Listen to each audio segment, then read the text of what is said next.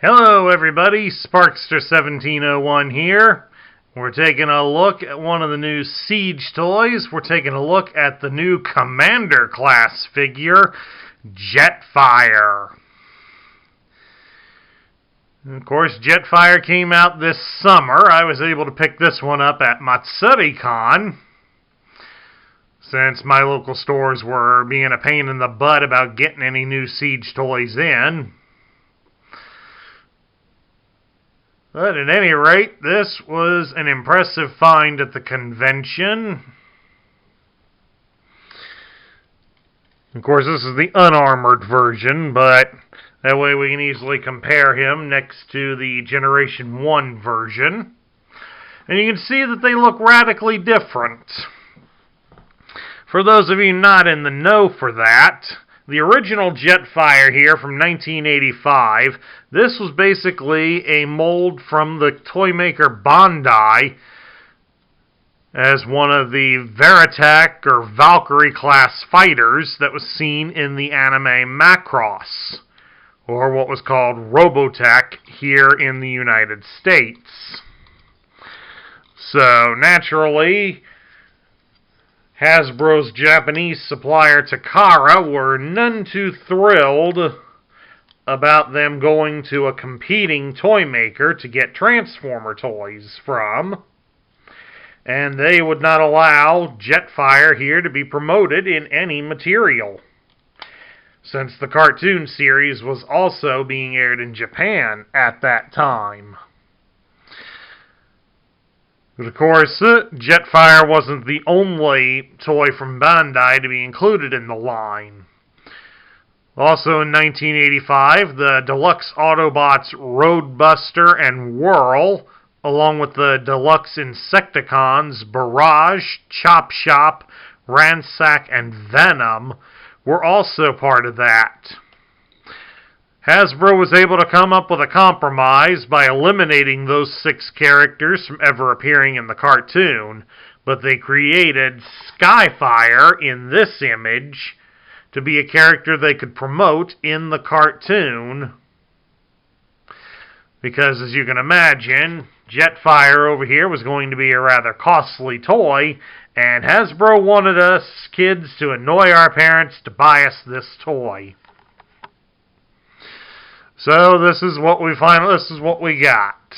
And now, after 30 years, we now have one that looks very similar to how he appeared in the cartoon. Of course, for an added bonus with the cartoon, right here you can see his Autobot insignia. Well, to pay homage to the episode in the cartoon, you can just push that in and rotate it around.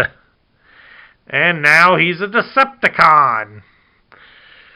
As in the cartoon, Jetfire was portrayed as being a scientific friend to Starscream. And naturally, the Decepticons are the ones that find Jetfire on Earth. And due to his loyalty to his friend, Jetfire sided with the Decepticons initially. But after seeing how the Decepticons truly acted, he eventually defected to the Autobot side, giving the Autobots some much seriously needed air support. Now, of course, while we've got them here, let's compare the two of them by articulation, starting with the Generation 1 version. We can turn his head from side to side. He can raise his arm out about so far, and rotate his arm at the shoulder all the way around.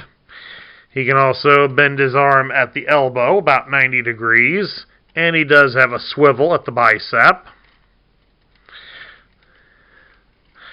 You can also raise his legs up about 90 degrees, and he can bend at the knee about 90 degrees. So Jetfire here in his G1 form had a fair amount of articulation compared to many of his fellow Transformers. But what can his new and improved body do? Well, let's take a look. You can turn the head from side to side, and he can look somewhat up and down, but it doesn't do much good.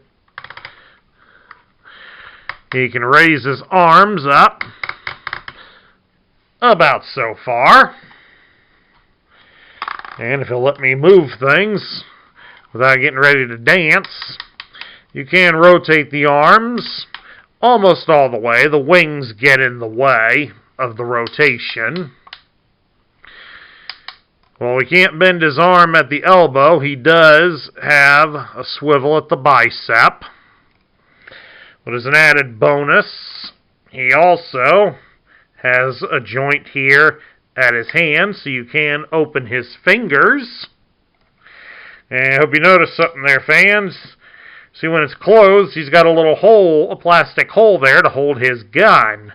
But when you open the hand up, the little ring folds inside, making him unable to hold his guns. So, nice attention to detail.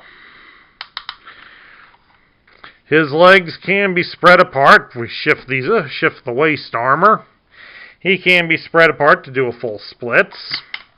He can raise his leg at the hip about 90 degrees, and he can bend at the knee about 90 degrees. And that's pretty much all Jetfire can do on articulation. But of course, as many of you probably remember from the original Jetfire toy, he did have an armored mode that allowed you to strap on extra pieces of armor, and this one is no exception. So, let's get these two boys armored up. Well, here we have him in his armored up mode. So he gets some side cannons on his arms. We mount some missiles onto his wings. There's some extra cannons on his backpack. Plus he gets some bulkier chest armor and a nice faceplate. Which, of course, the faceplate is meant to bear homage to the head of the original toy. And while he's lacking the booster rockets on the backside, and of course the leg armor as well, all in all, it's not a bad representation of how the original toy was done up. Of course, there'll probably be some third-party group that will make more pieces to make this toy look more reminiscent of the Generation 1 version. I'm not usually a fan of the third-party things, but to each their own, that's what I say. But I like how this turned out. It does pay a nice homage, and is something that does look rather impressive. But we need to get down to the last thing. How do they both look in their vehicle mode? Let's get them flipped around and find out. Of course, here is Jetfire, the Siege version, complete with the extra armor on top. Forms a nice bunch of extra cannons. Just shows that they do include a way to use all the accessories, but we'll remove it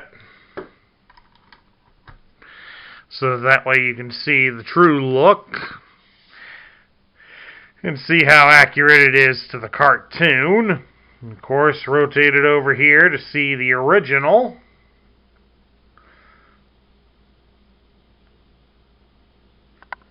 And you can see they definitely made this one look more how we remember him from the cartoon. And of course, he also does come with extra flame bursts. His breaks apart into 3 distinct pieces. So you can attach these onto him as blast points that enemies have hit, but the instructions do show of a better use for them, as they can be connected in back here into the jet engines, and then there you go. You've got simulated flight. And that doesn't look too bad on him. Notwithstanding, separate the tripod here and we can take a better look. All in all, it does pay a nice homage to the cartoon.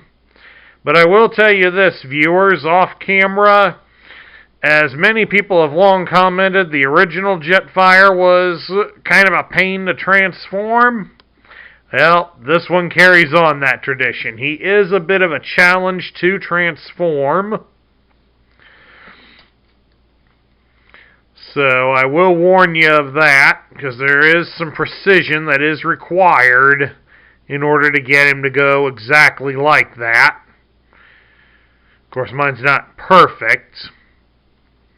But I will say this, I kind of don't like the fact that the arms just hang in there like that. They're not really disguised very well.